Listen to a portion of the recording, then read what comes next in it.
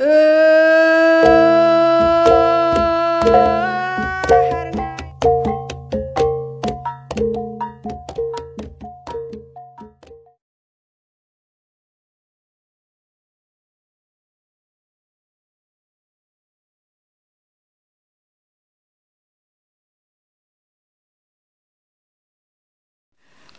atau tidak, itu terserah pada diri sendiri.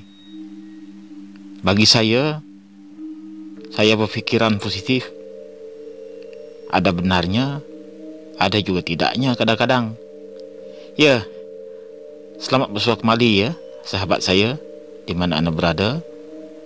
Jadi aku ngarap kita semua belak gerai nyamai, lantang senang dalam semua pengawak. Seperti apa yang pernah saya katakan ya, untuk sahabat-sahabat semua, kita akan gunakan ya dua bahasa, yaitu bahasa kebangsaan kita dan juga bahasa bangsa saya sendiri. Sebab ini adalah permintaan ya dari sahabat-sahabat semua. Begitu juga untuk bangsa saya sendiri, sebab mereka juga nak tahulah cerita yang saya akan dengarkan untuk sahabat-sahabat semua. Sahabat, ini adalah susunan kedua ya, part kedua ya, berkenaan cerita yang dikirimkan rakan kita, YouTuber juga, Tupa Peter Channel ya. Terima kasih untuk sahabat kita ya. Cerita yang dia kirimkan untuk kita kongsikan bersama. Cerita yang agak seram bagi saya ya, yang terjadi di salah satu tempat yang berada di Bandar Raya Miri. Kalau sekarang lah, kalau dulu cuma kita panggil saja tempat itu adalah Bandar Miri saja. Cerita ini berlaku ya, memanglah agak lama dah, terjadi pada tahun 1989. Ini bermaksud dah masuk ke tahun ke 30 tahun sudah ya cerita ini. Dan saya diamanahkan untuk bercerita dan berkongsikan bersama ya pengalaman kawan mendiang ayah sahabat kita ini. Saya tertarik sebab saya dulu pun pernah menetap di Miri masa masih remaja dulu ya. Seakan-akan Miri ini adalah rumah kedua saya dulu. Sebab itulah saya sangat-sangat tertarik lah ya kalau saya bercerita cerita yang menyeramkan ataupun cerita-cerita yang pelik mungkin ya di Miri. Okey sahabat semua ya, kita teruskanlah ya cerita kita ini untuk kita kongsikan bersama dengan rakan-rakan kita yang berada di Miri, di mana anda berada ya, yang nak datang ke Miri. Janganlah kita seram sekarang ya.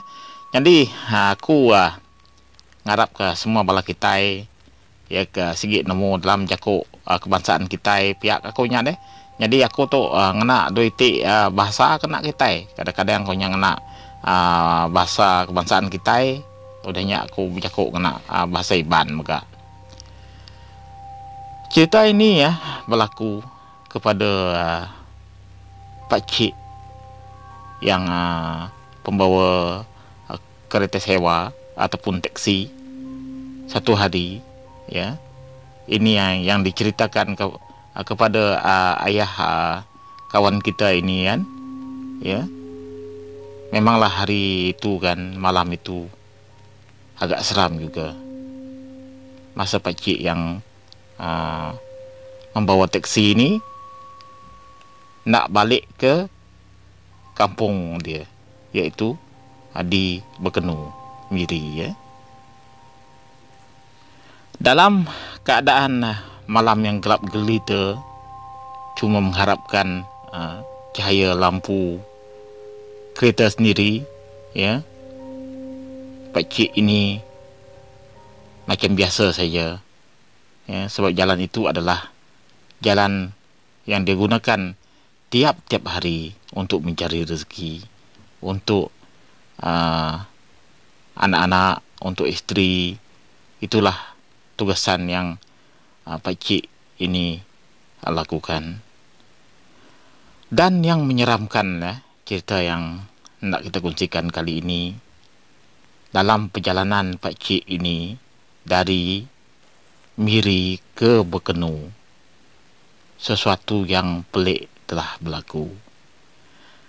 Jadi untuk rakan-rakan semua, kita juga nak share sikit dari seorang sahabat kita juga dari YouTube. Ada juga cerita dia nak sharekan bersama. Jadi di kesempatan ini saya akan sharekan dengan kawan-kawan. Cerita yang satu ini hanya sepintas lalu saya selitkan di channel ini dari seorang sahabat saya juga, berkenaan dengan salah satu tempat yang tidak jauh daripada Bukit Lesong, yang sekarang semua rakan-rakan tahulah, saya rasa penduduk-penduduk ataupun rakyat Sarawak sendiri. Kalau dulu nama ni ada dua, Bukit Lesong ataupun Bukit Song. Mungkin rakan-rakan perasan di salah satu selekoh yang amat tajam di tempat itu. Pasti saya rasa kawan-kawan tahu. Ini juga adalah suatu tempat yang agak panas untuk orang Miri dan juga orang-orang yang tahu tempat itu. Selekoh ini adalah tempat untuk masyarakat ataupun kaum Dayak Iban. Dalam bahasa kami adalah tempat untuk meletakkan tungkun api Bayak Mendiang yang telah meninggal dunia. Di selekoh itu adalah tempat untuk meletakkan barang-barang yang mereka yang telah meninggal, yaitu kita sebut tadi tungkun api. Di dalam kepercayaan masyarakat Iban khasnya di Sarawak, semua orang akan tahu apa itu tempat tungkun api dalam bahasa Iban. Jadi untuk rakan-rakan yang nak lebih tahu lagi, sahabat yang ingin tahu, silakan bertanya dekat rakan-rakan kita. Di sini sering berlaku benda-benda yang pelik untuk rakan-rakan yang berjalan seorang diri ataupun berkumpulan dengan kereta maupun motosikal. Sering kali terjumpa dan terlihat makhluk halus di situ. Itulah tempat yang sering kali berlaku kemalangan juga.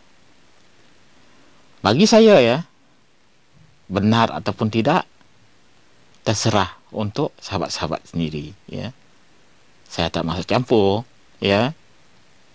Untuk kepercayaan itu terserah untuk sahabat-sahabat. Bagi saya saya sangat mempercayai tempat itu. Sebab tempat itu sering kali dilalui. Kalau untuk pengalaman saya sendiri sahabat, saya tidak akan limpas tempat itu sebelum pukul 6 petang. Kalau siang hari, kalau pagi, saya akan limpas itu setelah pukul 7 ataupun pukul 8. Seawal daripada itu saya tidak akan limpas tempat itu. Sebab saya tahu dan pengalaman sendiri. Untuk rakan-rakan yang belum tahu, tolong tahulah tempat itu. Okey, nyak kau madai. Nanti kita nemu nolnya. Nadai selikuah ka tajam bat nulnya au ba bukit suangnya dia nemu kita jangka ku siapa orang ke diau di miri nyak meh teka di kunci ka kumimian au. Di samping itu ya sahabat-sahabat, kita bercerita juga ya dengan pemandu taksi Pak Cik ini nanti ya. Jadi pendengar semua jakok kita nya nyemunyi katinya amunyi kaku nya tadi. Laban aku madah ke kita sikit bercampur deh jakok kena kita. Cerita berkenaan dengan Pak Cik yang pembawa taksi ini tadi kan pada malam itu ya. Betul-betul pukul 12 malam dia melalui salah satu tempat ya di kawasan itu juga, tapi sebelum sampai ke selikoh itu ya agak pelik juga ya untuk Pak Cik yang membawa taksi ini kan. Tiba-tiba dia terlihat suatu bayang-bayang ya di tepi jalan. Entahlah, bagi Pak Cik itu agak biasa bagi dia. Tapi kali ini ya bayang-bayang itu sangat menyeramkan ya. Tiba-tiba perasaan Pak Cik ini pun dah lain dah rasa. Kebiasaannya Pak Cik ini tak pernah pun rasa seram. Tapi kali ini sahabat ya Pak Cik terasa sesuatu yang agak pelik. Bulu rumah pun dah lain rasa ada. Kepala pun dah rasa besar ada. Sangat seram ya, sebab ini adalah pengalaman ya pertama dia melihat sesuatu yang agak lain daripada yang lain. Mereka ni kan dah berpengalaman dah, umur pun agak tua lah ya Pak Cik yang pemandu taksi ini. Semasa beliau ya Pak Cik ini ya sahabat mengamati ya bayang-bayang itu, tiba-tiba bayang itu ya makin menghampiri. Taksi yang Pak Cik bawa ini kan dia pun perlahankan dan sambil memperhatikan ya bayang-bayangan itu ke tengah jalan. Inilah yang membuatkan hati Pak Cik tertanya-tanya, apalah orang ini buat malam-malam buta macam ni.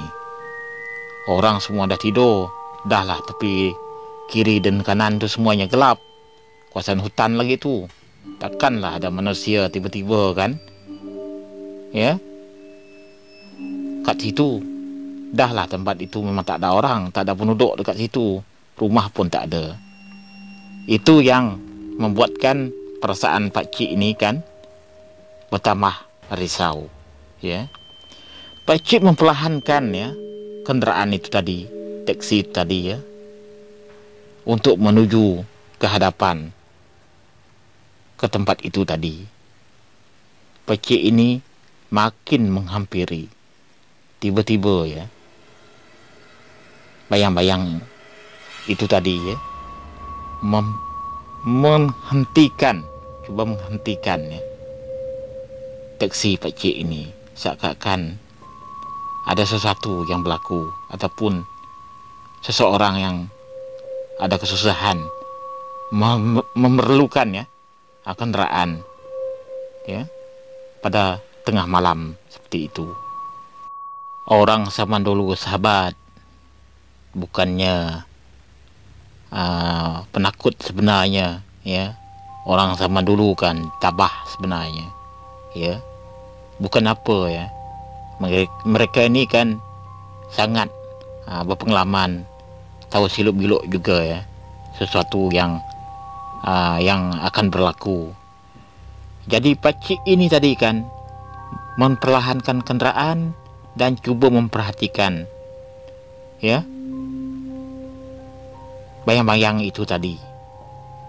Agak terkejut juga ya pakcik ni. Apalah ini seorang wanita ini malam-malam buta macam ni. Apalah keluar malam-malam macam ni. Kesusahan sekalipun janganlah seorang-seorang. Takkanlah tak ada saudara mara yang ikut sama dalam hati pakcik ni. Orang yang baik hati, dek, sahabat, ya. Memang dia tak berfikir yang pelik-pelik juga. Pakcik tu tadi kan perlahankan lagi kenderaan dia, ya, taksi itu tadi kan, dan cuba berhenti, ya, di tengah-tengah jalan itu. Cuma mengharapkan, ya, cahaya daripada taksi itu tadi, ya. Pakcik berhenti, dan makhluk itu tadi pun berdiri ke tepi sedikit, seakan-akan memberi laluan, ya, untuk pakcik. Pakcik pun perlahankanlah, ya, taksi dia, dan dia ingin tahu, ya, dan menyapa, ya, orang itu. Oh, rupa-rupanya betul seorang gadis. Ya, seorang gadis, sahabat. Kalaulah kita, ya, ataupun sahabat, nakkah tak nak berhenti kalau terjumpa, ya, perkara macam itu? Bagi saya lah, nanti aku nak kuai tak ngetul sengapa tang mau orang sebab madai cukup berani. Makanya bisik di nang bulu mencara, ne, ya, sahabat. Jadi pakcik ini kan berhenti dan turunkanlah cermin pintu kereta dia. Pakcik pun bersara, nak ni nak ke mana lah malam-malam buta macam ni? Ada kesusahan ke? Takkanlah seorang diri macam tu. Tak elok kita jalan seorang-seorang macam ini, tengah-tengah malam macam ini. Sambil mata pakcik ini kan menjeling ke arah jam di dalam taksi itu, betul-betul menunjukkan pukul 12 tengah malam. Sahabat, mungkin sahabat semua pun tahu, ya, yang berpengalaman dan yang tidak berpengalaman, apakah waktu itu adalah waktu yang terbaik, adalah waktu yang sesuai untuk kita menyumpai sesuatu. Tanyalah rakan-rakan kita yang pernah berpengalaman sesuatu yang kadang-kadang terjadi dengan elok, kadang-kadang terjadi dengan keadaan yang sangat menakutkan. Masuklah, nak. Kalau nak pergi mana, nanti pakcik akan hantarlah. Pakcik ni pun kebetulan juga, ya, nak balik ke kampung ni. Ya, masuklah, masuk. Jadi gadis itu tadi pun mengangguk kepala, ya. Wajahnya taklah berapa jelas sangat, ya. Pakcik ni nampak, tapi insan yang berhati mulia, sahabat, ya kan? Tuhan akan memberkati, Tuhan akan menyebelahi. Apalah kalau macam kita ni, kalau aku mungkin aku dah awal-awal dah pecut dah, tapi pakcik ni tidak, ya.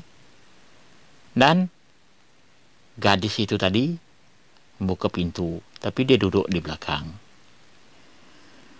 Pakcik ini pun menunggu dia masuk ke dalam taksi itu dan mempelawalah, ya, masuklah, nak.